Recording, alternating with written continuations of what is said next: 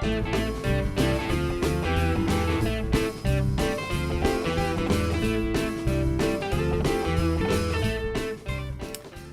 and welcome to Track versus Track. We're back with the Vinyl Policeman to talk the Kinks. We are the Kinky Boys. Hashtag the Kinky Boys.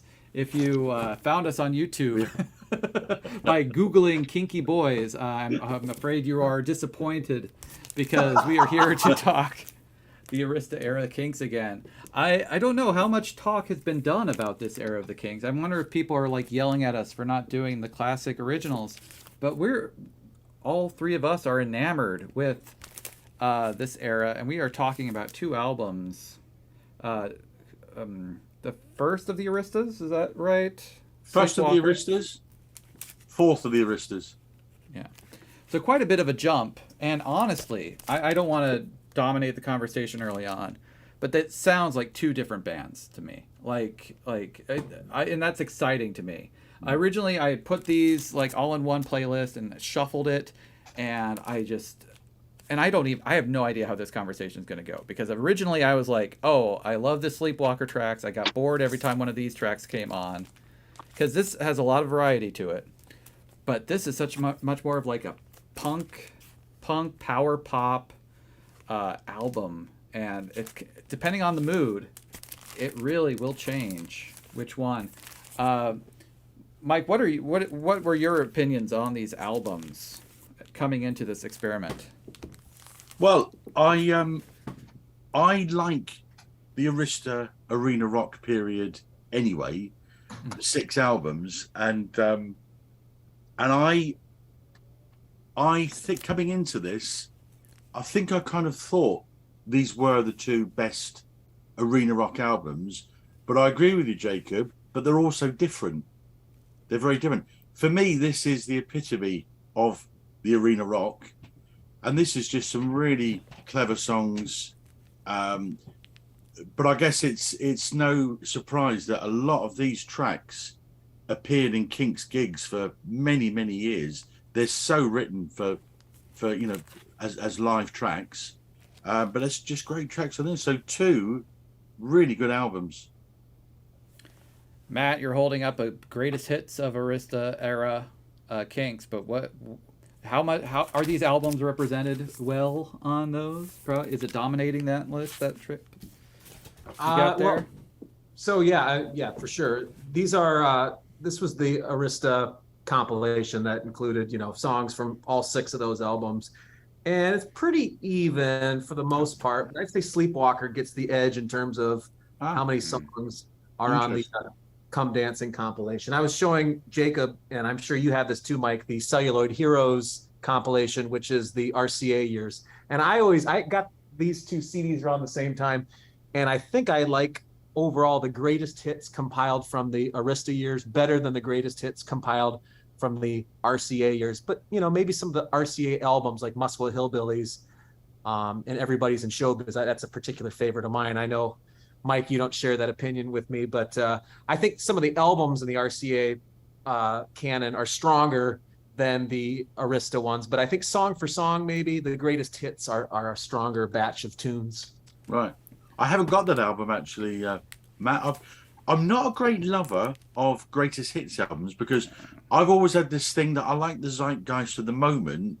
The band, in 1976, 77, wrote those. Well, Ray Davies wrote those songs. They went in to record that. That's what was happening at the time, and et cetera, et cetera. So, greatest hits. Although I've got loads of greatest hits albums, of course I have, but I tend not to. But that's an interesting one, that because even doing this, I was thinking to myself, wouldn't it be really interesting to do like a Beatles Black Album, to actually do a Kinks Arista years album? And I didn't actually realise that compilation existed. But to actually choose, kind of 10, 12 best songs from the Arista years. Okay. Wow. All right. That's a double. Yeah, double. No, haven't seen them. No, don't own that one. Okay, great. Don't look at it. If we end up doing that greatest hits, I'll try not to be biased and look at this. And to be honest with you, a lot of the stuff that are on here were just the radio hits, and a lot of those aren't necessarily my favorite hits off No. the album. And I would imagine it's probably, 6 albums divided across that. So it's arithmetic more than the best. Yeah. Correct. Okay. Matt, do you have an album you want to call the tracks off of? I'll do Sleepwalker if you don't mind, since Oh, I'm older than you, age before beauty. That's great, because this is the one I think lately, I mean, yesterday, who knows what today will bring, I was gravitating towards. So what was track 1 on Sleepwalker? I think I know, but... Life on the Road. Life on the Road. And it's going to be against Around the Dial on this one. Mike, if you had to pick between these two tracks, which one do you pick? Good question, Jacob. Two really great Why tracks. we're here. Really great track. I mean, really, really good tracks. The one I've gone for, because I just think it's such a great opener, not just for an album, but for a show, is Around the Dial. Because I just think it's such a huge, those power chords at the beginning, those huge chords and the way it fires, marginally for me, I go for Around the Dial. But I love Life on the Road. I think it's a really clever song. In the US, did you guys used to get the old grey whistle test? Yeah. Is Yeah. that the I remember tone, the emergency tone? No, it was a program where they would have a band on for like an hour, 45 Yeah. minutes. No, They I would don't do pretty know. much a set. A lot of it would be like featuring songs off their most recent album, and then it would be sprinkled in a couple of greatest hits. But it was usually focused on the current album in question. And the old Grey Whistle test that you're referring to, Mike, is of the Sleepwalker album. Now we used to get it on our public television. It was syndicated and it was reruns, but I used to watch, episodes, the old Grey Whistle test, decades after they aired. Yeah.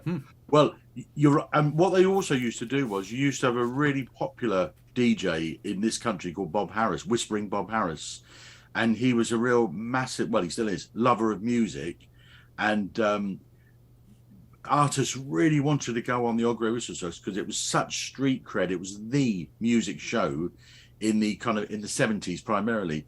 And you're right, Matt. The Kinks went on and did about a half an hour set, all of Sleepwalker.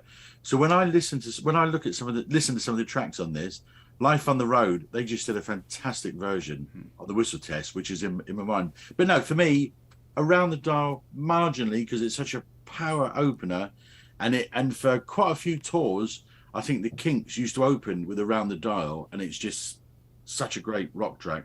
So, but it's marginal. I'm going with Around the Dial as well. Fun punk track. Kind of reminds me of the Ramones as rock and roll radio. There's some superficial elements to it, but also has that energy of like 80s Ramones, which a lot of people don't love. I quite like. But Life on the Road's a great track too. Matt, last time you guys were simpatico the whole way. Let's see if it happens this episode. Where you at? Yeah, and we don't reveal our picks beforehand. And Jacob and I, we don't even have our decisions made up until right when he hits record here. Mike, I love you, man. I gotta depart from our our unity here. Man, so Around the Dial would be one of my favorite songs off this album. I mean, maybe my favorite. I freaking love it. But Life on the Road, I am a sucker for songs that start kind of at a piano dynamic and have this slow burn crescendo. Yeah. And this song is predominantly strophic. It's kind of a repetition of the same melodic idea, but every time it recapitulates to like another verse, the energy level just gets turned up, instruments get added, and then there's even like a little cool rhythmic thing, that little syncopation in there. I absolutely love this song. As a matter of fact, if we were ranking the tracks, this would be a top 3 for me on an album that I have now like become infatuated with. Okay. So as much as I love Around the Dial, this honestly wasn't even easy for me. Life on the Road just torpedoes this thing into oblivion. I absolutely love that song. Okay. it's a bit like, and if I'm in the mood for 70s rock, this is a very 70s rock album. Like Mike called me out earlier for, I say I don't like to compare songs to other bands and whatnot, but that's because it just shows my limits of talking about music. But I hear everything from like Queen to ELO to all sorts of like Steve Miller Band, early Springsteen. There's all sorts of stuff in here that just reminds me of the era where this is very much of its era. This is of its era. So it just depends on what I want to listen to at the moment. And Around the Dial was a favorite of mine. Let's move on to track 2, which is the title track for this one. Give the people what they want on Sleepwalker. What is it? Mr. Big Man. I like Mr. Big Man a lot. I've been going around, which I shouldn't be doing because it's going to get me in trouble, calling people Mr. Big, pointing at him doing this.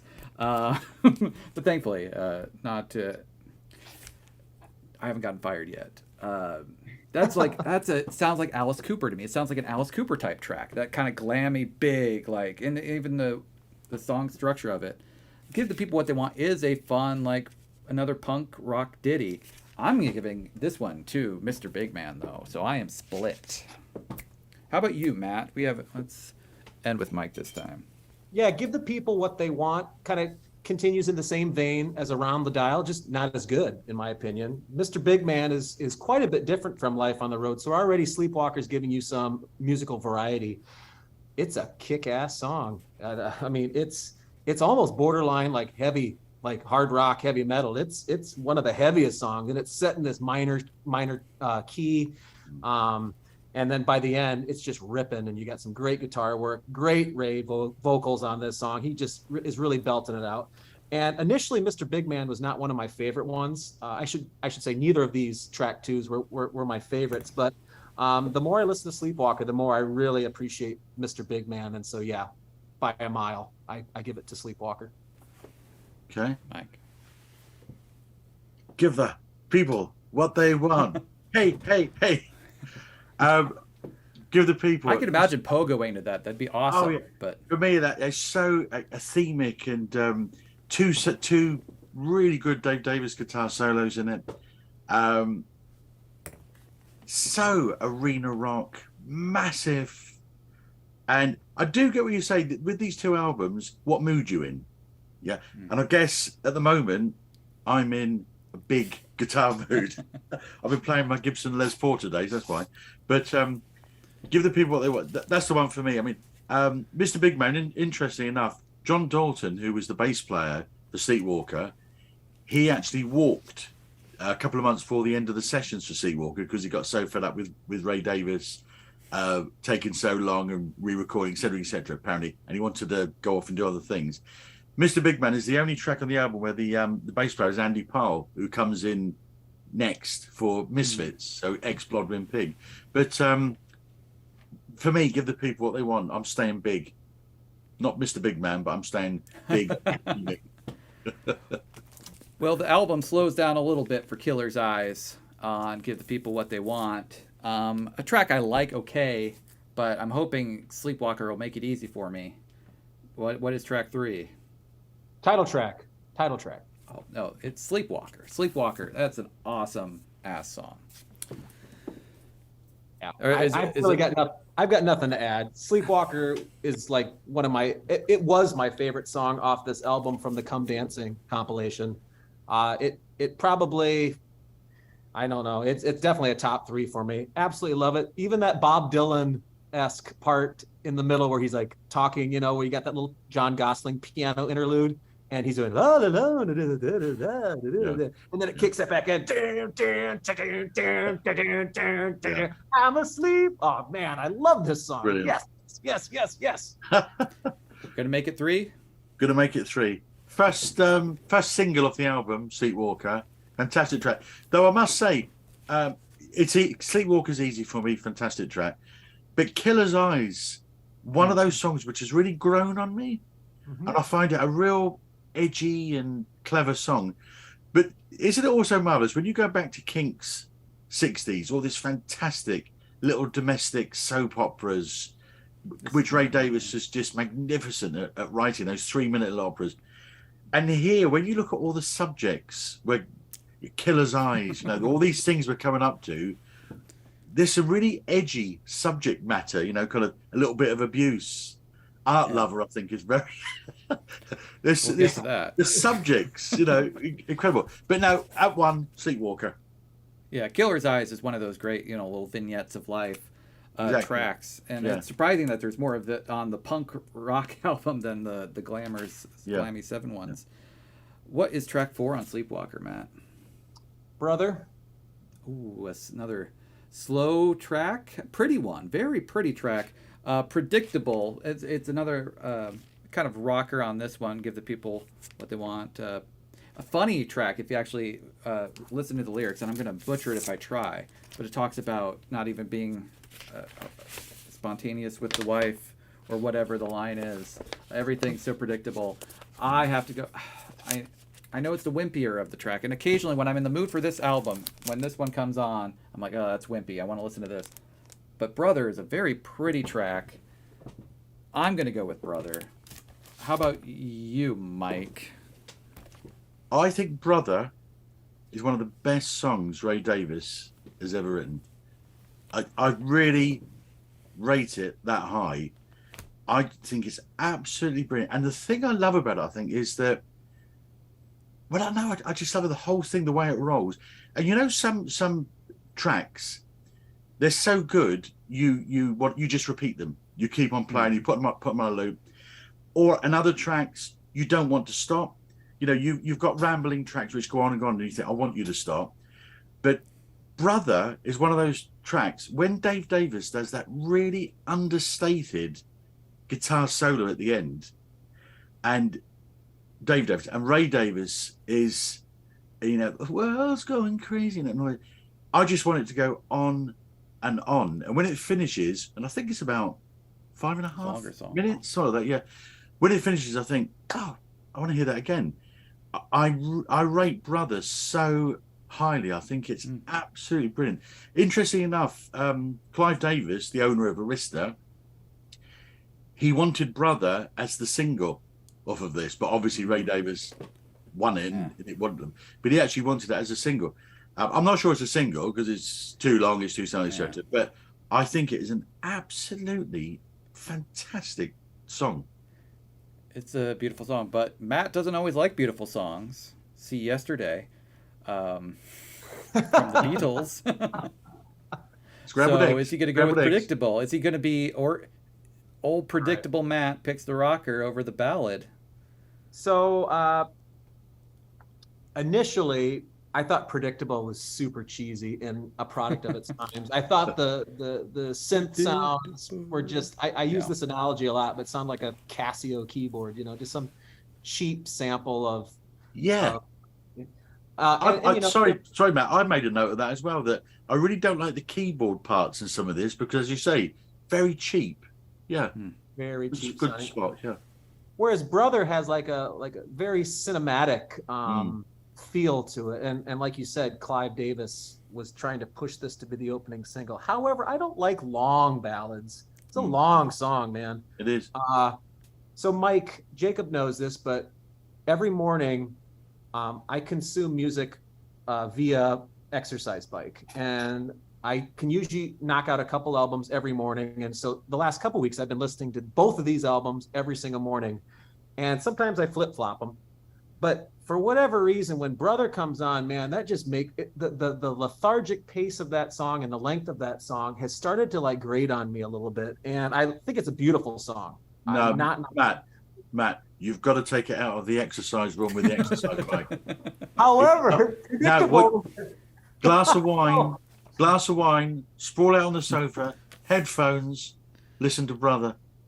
Yeah, I have been in a good. I've been in, and Mike, I've been in a good place listening to Brother too. But we won't dive too deep into that. But Predictable, Predictable is a song that is really growing on me.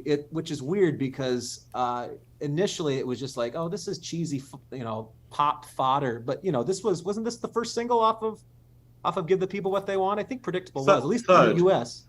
Oh, it could be US, yeah. Third in the UK. I've got no, yeah. Chrissy Apparently- Hynde did the backing vocals on that one, apparently. You Yeah. can hear it a Right. little bit, yeah. And maybe what I read was it was like the big video for MTV that really kind of helped sell this album. So right now, and this could change a week from now because, like you said earlier, Mike, in either in the preamble or before we hit record, that you've kind of had songs going back and forth, which one you like better. And right now, I'm giving it to Predictable. Okay. That's your first one. Forgive the people. I think if you strip the production, the 80s production, and you change up some of the instrumentation and you look at the song for what it is, I think this song is truly a gem because of all the great, orchestration, almost orchestrated sound, whereas this just sounds cheap. But I think I like this one better right now. And it's not which song do I think is better, because I think this one's better. I mean, that's kind of the dilemma with this exercise. Is it which one is the better song or which one do you like? And I guess I'm coming from the which one do I like better school, and I'm giving it to Give the People. Well, we're closing out on side one. What is the last track? Actually, no, Brother is the end of side one on Sleepwalker. Yes. But we have one more on Give the People. It is Add It Up, which I have to always correct myself. It's not the Violent Femmes version, if people are familiar with the Femmes. It is actually kind of sounds like those garage rock bands that had the revival in the early 2000s, your Franz Ferdinands, your Arctic Monkeys. Reminds me a lot of that. Whole bands have been born out of that song, I suspect, Add It Up. But what is the first on side two of Sleepwalker? Jukebox music.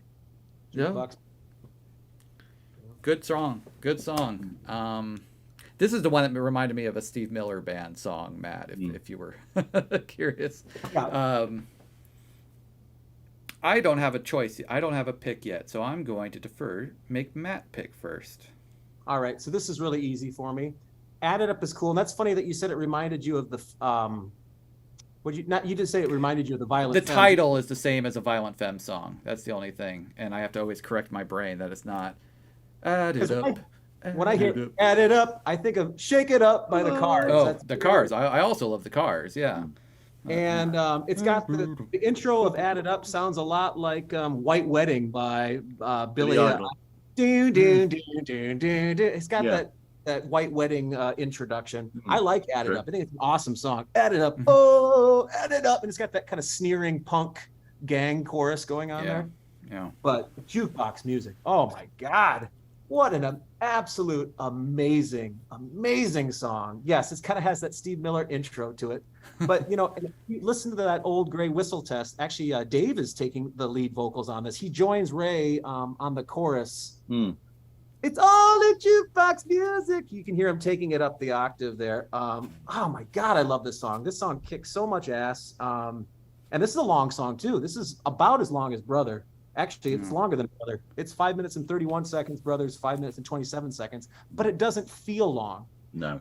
And it goes right on the heels of Brother if you're listening to it on the CD. You don't have to, flip the vinyl or anything like that. And it's a top three for me. So easy choice. As much as I like Add It Up, I'm giving it to Jukebox Music, which was that the second single? It was a second single. Yeah. Mike. So Mike, what do you Okay. think? Add It Up was another one which Chrissy Hynde apparently did the backing vocals. Yeah. This is one of those where I have ringed both of these at various points in time because I like Add It Up. I think it's a real punchy song. But Jukebox Music's got so much about it. It's just a great song, so much happening in it. So Jukebox Music for me. Whenever I would do because I tried not to directly compare, and what I did is I put them in a playlist, I hit shuffle. Jukebox Music, for some reason, was always like the first one to play, and it seems like it could open an album. It's a great song. It's almost, I would say it's as good as Life on the Road, and Life on the Road didn't win because it was against a track I really liked, Around the Dial. Add It Up is another track I like, again, because it has that punk energy, and of course, when I'm in the mood for this, that's what I want, but I'm in agreement with you guys for Jukebox Music. And Jacob, Jukebox Music always reminds me, and maybe it's that the middle of the song at the bridge, the guitar strumming, it gives you that Pinball Wizard vibes to it. Yeah. You know, like again, it drumming sounds like a lot of involved. music from the 70s era Who, for sure. I should do a score check because we're at the halfway point. Okay. We're past the halfway point actually. Matt has given 4 to Sleepwalker and 1 to Give the People What They Want. Mike is 3 and 2, 3 for Sleepwalker, 2 for Give, and I think I just made it. I've only given 1 to Give It Up. Or Give the People. I think I have. 4 so we're for heavily Sleepwalker at the moment. Yeah, 4 for Sleepwalker, 1 for Give the People What They Want. So we're all putting Sleepwalker ahead at the moment. At the moment, but I like the back end of Give the People What They Want quite a lot. So hopefully it'll make a comeback. There's one track I don't like. It's not this one. It's Destroyer, which it's such a cool song. But it's dependent a little bit on Kinks history. Destroyer is the track that reuses All Day and All the Night, and name drops Lola. I'm sure there are other. Met a girl called Lola. Yeah, girl. And I'm sure other bands have done that. I just can't think of it at the moment of bands that co-opt and kind of reinvent. But then it starts off, the classic dum, and then it becomes like a punky, awesome track. I guess I didn't find out what it was up against on Sleepwalker though, so I can't quite make my call yet. But it's going up the Lone Dave song on Sleepwalker, Sleepless Night, which is an okay song. I like it, but I've just got done talking about how much I like Destroyer, so I'll go with that. Destroyer for me. How about you, Mike? Well, I think Ray Davies still wrote Sleepless Night, Matt, didn't he? Although Dave did the lead vocal. Yeah, and you're right. I think that it speaks volumes that Ray Davies has sung lead vocal on all the songs he wrote for the album, apart from one he let Dave add. And I think that's the weakest song on the album for me. so for me, Destroyer. And I kind of, for me, where the Beatles did what you've just described as well, Jacob, where they almost bring characters and things to life because they re-reference them. And I think when they do that, it almost turns it into something bigger. It's something in our consciousness. Yeah, it's in our consciousness that I've mentioned this because you all know about it because we mentioned it a few years ago. And I think the confidence of Ray Davies' writing where he can just reference a riff, he can reference names of songs from before. I think it just shows you kind of where he is in the pantheon of songwriters. So it's Destroyer for me, and that was the second single of the album as well. It could have been just him being lazy too, but I want to believe that he was being clever. Yeah, Matt, are you a sleepless man or are you a Destroyer? So, initially, this was my least favorite song off of Sleepwalker. And Destroyer, it was an eye-rolling moment for me, kind of like it was with the song off of Misfits that had the jumping. Oh no, excuse me. What was the one with the Jumpin' Jack Flash? Was that Help Me Now I'm Falling? Help Me Now I'm Falling. Thank you. Yeah. But then I started thinking like, well, it's their own song, so I guess they have carte blanche to be able to do what they want. Reduce, recycle their own material, right? However, the more I listen to Sleepwalker, and I think it's painfully obvious that I prefer this album over this album just based on where we are right now with how many points this one has gotten. That it's got this the variety in this album is great. This is like their Santana type of song. You got that awesome like Latin organ that goes throughout. I love hearing Dave's voice, even though I prefer Ray's. It's a nice variety to the album. And it's short and sweet. It's just right at 3 minutes. It is the shortest song off of Sleepwalker. Destroyer has got great energy, though. So this one's actually really tough for me. And honestly, I don't have my mind made up. That's why I'm kind of just stalling right now. Okay, I've made up my mind. So Sleepless Night is currently my second least favorite song off this album. It was my least favorite, but I think Brother has that least favorite slot right now in my heart. My cold, black, rotting heart, putrid heart. But I'm going to give it to Destroyer. I just think, and maybe that's because I feel like this is going to start to just totally dominate even more. But yeah, Destroyer is a great song. So I'll give it to give the people what they want. What's the next track on Sleepwalker, Matt? We've got Paul McCartney's Stormy Sky. No, we've got Stormy Sky. It is very Paul. I was gonna say it's kind of yacht. It's borderline yacht rock, but maybe Paul's a better comparison. Yo-Yo is the track on "Give the People What They Want," which is a track I really like. It's one that probably grown on me the most in listening to it, because at first it's like, this is one of the best songwriters of his day, and the best metaphor he has is a yo-yo, but it's pretty rockin'. And it's the one that it's been stuck in my head. Stormy Sky is a pretty song though. And if I was in an emotional place and needed introspection, I would lean towards this one. But I'm not feeling that way. I'm feeling like I want to rock. So I am team Yo-Yo. Matt, how about you go next? Yo-Yo is a song, you said it, man. It's grown on me too, but I can't get past the like a yo-yo. And I'm not a lyric guy, man.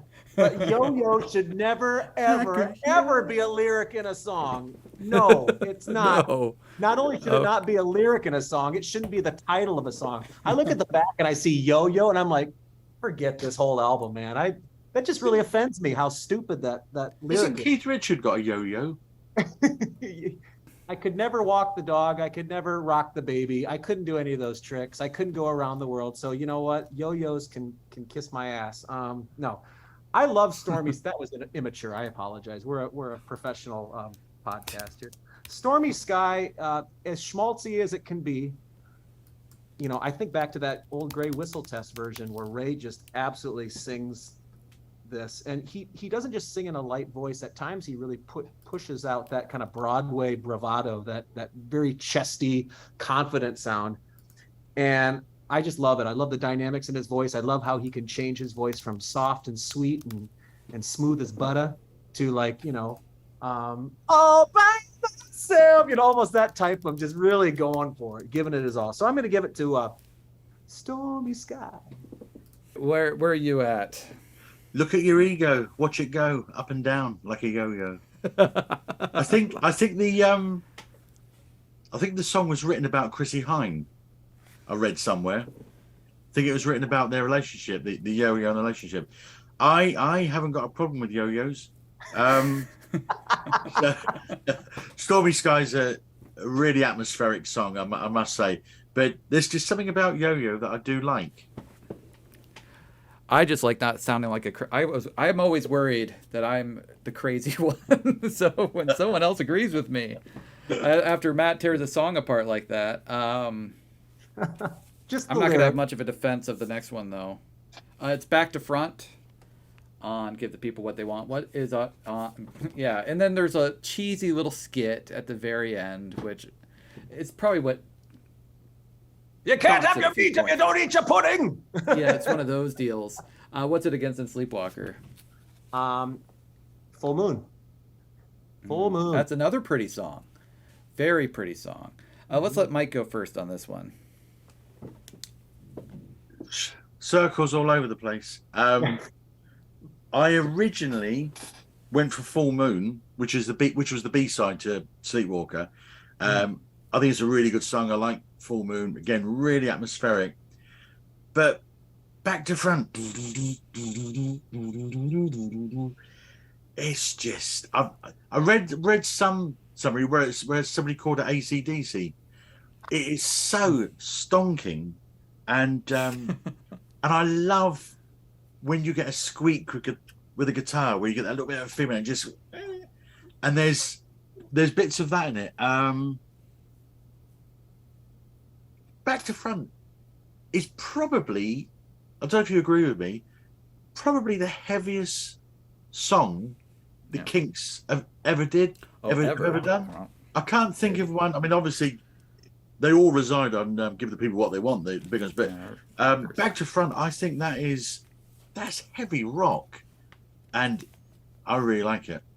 Love Full Moon, as I say, it's been circled, but Back to Front ended up with 2 circles. So, so I'm going Back to Front. Is it I don't want to dirty our podcast or our show by guessing what Back to Front. I'm going to go Full Moon.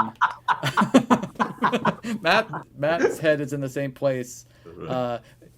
You have the full moon and you go Back to Front. Check, please. Yeah. I'm going Full Moon. Matt. Jacob, can I just remind you of something? I'm the Vinyl Policeman. Oh yeah. Oh. Yeah, that's Arrest me. okay. The discussion on the Arrest next me. song is Ooh, what's going to get us arrested. Yeah, we were the Kinky Boys. Remember hashtag Kinky Boys. I'm gonna go full moon. I'm gonna go full moon as well. By the way, Okay, Full Moon. I hadn't chimed in yet. I've got nothing else to say, Jacob. I don't think there is anything else to say after that. Inappropriate. The depravity. Inappropriate. The depravity. Talking about inappropriate, the next track on Give the People What They Want is Art Lover, which Matt and I have talked a little bit off air about. He's not going to do anything bad. What is Sleepwalker? Make it easy. He's not. Life goes on. Yep. Life goes on. Yep. He's not a weirdo in a trench coat. Yeah, it's still A flasher and a Life goes raincoat. on. It's not. Flasher. Yeah. I Life goes must on ask, and on. ask you Yeah. guys a question. Yes. Do you know what spangles are? Mm-hmm. You do. Yeah. Are they little Spangles are- bracelets or something? No. Or- No. Little boiled sweets. Oh. Yeah. Did you I have didn't know. those? I got I could get in context that it was something that a little girl would want. Yeah. That is a classic. Don't take sweets from a stranger when you're a kid, and come to daddy. I'm going to come and get some spangles. No. Just no. Even if it was a good song about a pedo, I wouldn't like it. But it's not a great. It's not a very. If it was about anything other than a pedo, I don't think I would like the song. It's just kind of a novelty, gross. I mean, Life I'm not Goes gonna On is a snatch pretty you good from your song. mother. Life. He's not going to do it though. No, he's not going to do it, but he's thinking about it. He's thought about it. Yeah, Life Goes On. Easy for me. Easy. I'm not going to vote for the pedo song. Matt? Well, I do like twisted humor. This crosses the line, way crosses the line. Now, I don't have children. I know Jacob, you and Mike. I presumably do you have kids too? No. Okay, No. but as a teacher and stuff like that, and so I did a little research on this song. 'Cause I'm like, could he really be trying to portray a character of some weird guy that's like stalking children in the park, and like in his mind he wants them to come to daddy? Well, some people were actually in defense of this song, and they said that it's about a guy who had lost his daughter like in some terrible accident or something like that, and so he's watching this girl reminding him of his daughter who has since passed. I'm like, where did you get that information from? I mean, I appreciate you're giving Ray the benefit of the doubt there, but like that song, okay, so if that's the case, then he didn't do it. He's too double entendre and non-specific, because honestly, this song is messed up. This song actually offends me somewhat. So no way in hell am I giving it to that. Just as a responsible human being, I think that song, that's like Christine 16 by Kiss. We've talked about Kiss, I think, on every episode. Just crosses the line, man. I mean, I have a good sense. Like I said, I have a warped sense of humor too, but that's so far off. Life Goes On, 1,000 times. But it's a shame actually, because Life Goes On for me doesn't just take this one. I think Life Goes On, it's a really brilliant track. Yeah, it's a good song. I think it's just, again, that's one which I have seen a million times live on the Old Grey Whistle Test, the version they do on that. And the version they do in the Whistle Test studio of Life Goes On absolutely brilliant. So that's probably my second favorite song on the album. Life Goes On. I think I rate it that highly. I think it's really clever, humorous. It's on there. All right, okay. Yeah, not surprised. A little bit of abuse. We've talked about it as one of the vignettes for Give the People What They Want. Sleepwalker, the album itself is over. We're getting into bonus tracks. A little bit of abuse. Again, it's about a man talking to a person in an abusive relationship. Ah, yes, that's what we're doing. Yep, Artificial Light. Oh, that's a dang good song. Artificial Light is a dang good song. Matt, where are you going to go with it? Yeah, Artificial Light's fine. I don't love it. Don't love it. Don't hate it. Probably, if I look at the album as a whole, I would put that.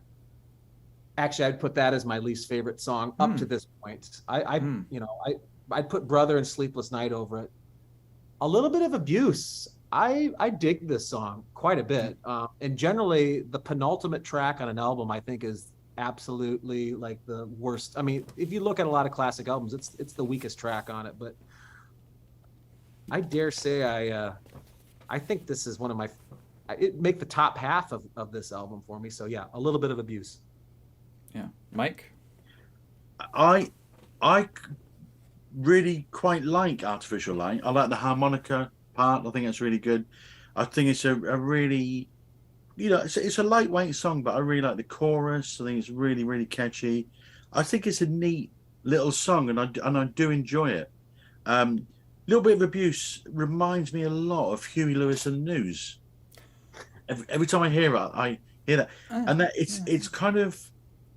I mean, the subject matter I don't think is great again, and I just not keen on the feel of it. So I prefer Artificial Light with this one. Oh. Yeah. Artificial Light, I like. Is it a B-side? Was it on? I know it wasn't on the record, but is it just from the sessions? Is that kind of the story behind it? I think it was sessions. I think it was from the sessions. Okay.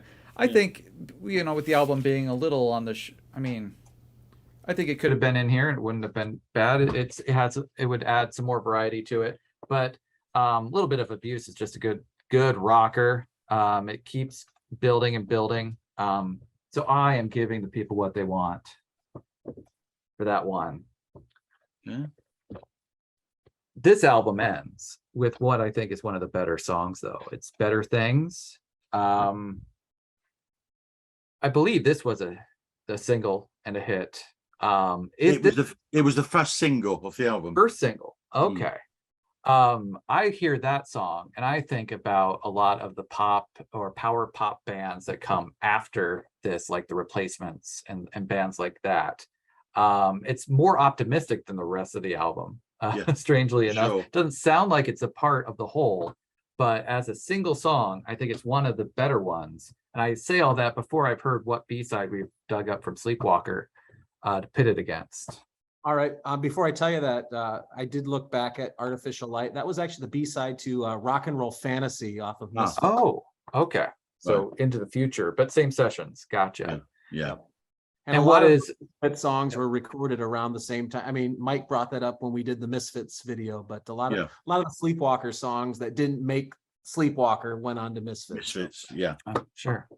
So it's going up against the B-side to Father Christmas, and which we talked about in the Misfits video. Oh, he has it now. Which is Prince of the Punks, which is Ray's kind of I don't know, satire of one of the lead members of the Cafe Society, which was a group that he was recording or producing at Conk Studios. And Mike probably has a lot more information about it, but that's the B-side to Father Christmas, Prince of the Punks. And I knew this song off of the live album, Life on the Road. Not Life on the Road, On the Road. And a very different version live than it is as a studio track. And yeah. I bought this after our last session, actually, yeah. I wish I had Father Christmas on vinyl. I might have to go on the Discogs and hunt it down. It has the sleeve and everything. That's a very nice sleeve. I love the sleeve. But which I'm going with Better Things. I've just talked about how much I like that song. Does Prince of the Punks have a chance between any of you? We'll go with Mike. Me? Okay. This is the funny one for me, because one of my favorite artists of all time is Bruce Springsteen. And when Ray Davies released, I don't think it's available on vinyl, a CD, See My Friends, where he did duets with all different people. The opening track on Ray Davies's See My Friends is a duet he does with Bruce Springsteen of Better Things. So I bet that's awesome. That sounds great. Well, yeah, it is classic Bruce and stuff. So, but Better Things is one of those tracks doesn't get me, and everything about it, everything you've said, Jacob, I get the optimism and all the rest of it, and it's really one of those tracks. When I listen to it, I think, no, I'm kind of missing something here, and it's going to click in a minute. But Better Things just doesn't do it for me, and I don't really understand why. And it may do one day, but it just doesn't. Prince of Punks, I don't think it's a fantastic track. There's things about it I really like. It's actually written apparently about Tom Robinson. That's what it's about. And Tom Robinson reciprocated, and he wrote a nasty song about Ray Davies. They don't allegedly don't like each other at all. But it's actually about, you've had to go at being gay, all the rest of it, because Tom Robinson, who's quite famously gay, got married to a lady, had a kid, and all the rest of it. And jazz scales are too difficult for you. So it's quite a nasty attack on Tom Robinson. But there is some punk about it, which kind of I like. So neither of those tracks are great for me, but of them, Prince of Punks just does it for me. All right, Matthew, close us out. I would say I prefer Prince of the Punks, the studio cut, over the on the road cut, because the on the road cut has like this Van Halen jump keyboard sound, really cheesy sounding.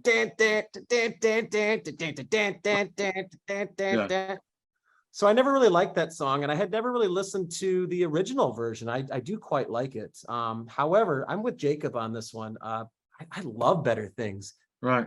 It's got just a great feeling. Don't know why I don't. Better Things, that great harmony that they have going on, and it's the shortest song. I love a good three. I mean, as a Beatles fan, that's a 3-minute song. That's what I want. The longer the song gets, unless I'm in the mood for it, for the Kinks, I want them short and snappy. Unless it's like Shangri-La, then you can give me 20 minutes of Shangri-La. I'll listen to that song forever. But I like a good 3-4 minute song, and Prince of the Punks is short too. It would be the shortest song off of this, actually. So Better Things by quite a bit for me. So final count for me, I had 6 for Sleepwalker and 5 for Give the People What They Want. So Sleepwalker did get the edge. For Mike, same deal, 6 and 5 by my math. You could all right. And Matt, Sleepwalker with 6.